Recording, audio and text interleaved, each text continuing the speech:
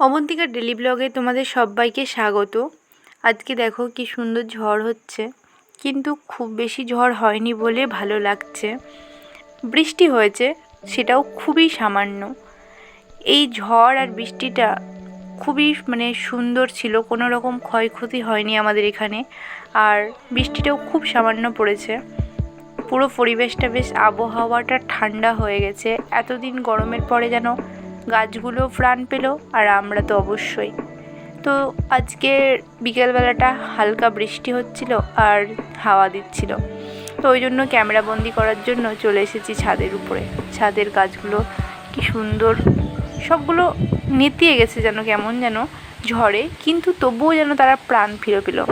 অনেক দিন পর এইভাবে বৃষ্টিতে মনে হচ্ছে আরও গাছপালাগুলো সবুজ হয়ে উঠেছে।